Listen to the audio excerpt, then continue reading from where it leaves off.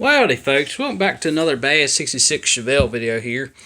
And the last one we were installing our tail shaft here, and it's 4 bolts that hold it on. You got 2 at the bottom, 2 at the top. And you went ahead and installed our tail shaft. We got them tightened up, and you just want to tighten them up just enough. You don't want to tighten them too much because this is an aluminum case here, but you just want to do it enough to where it flushes this up and there's no gap there, and it just snugs everything up. I didn't want to tighten everything too much right yet because I may have to pull this tail shaft back off to change our speedometer gear on our tail shaft, and of course our one on our speedometer there. But we got all that installed, so it's all installed for now. But I just want to show y'all that all that's done. So the next thing we're going to do is we're going to install our modulator, which goes down here.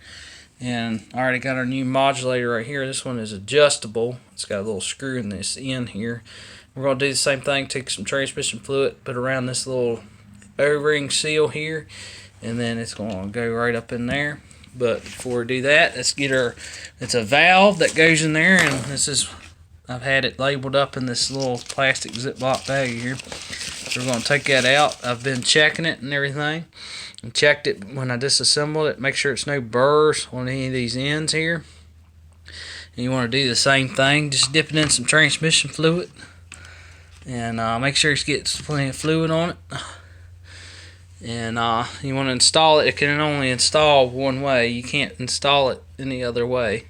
So this end that's got the hole in it, pressure comes back on this valve here, which pushes back on this modulator here, which has a diaphragm in here, and then vacuum pulls it. But we'll just install our valve here. This is for our modulator. It's our modulator valve. Just push it on up in there, just like so.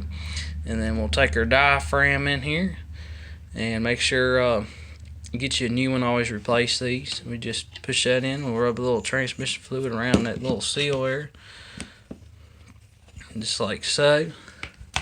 You don't want to get any on the end here because vacuum pulls that, and you don't want the intake. A lot of times these go bad, they get a hole in them. The intake, it's got a vacuum line that goes on the back of this, and the intake, if it's a hole in that diaphragm there, the intake will suck transmission fluid in. We got our valve in. We'll just slide our modulator in next. Just push it on up. You can tell it's working. But we're going to grab our retainer here.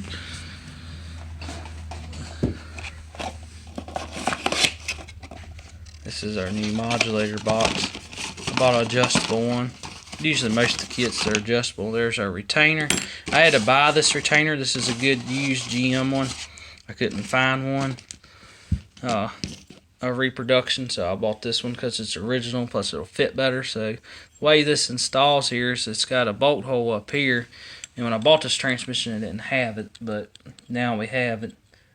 But you just line this up, this tab, it only goes one way. You can see.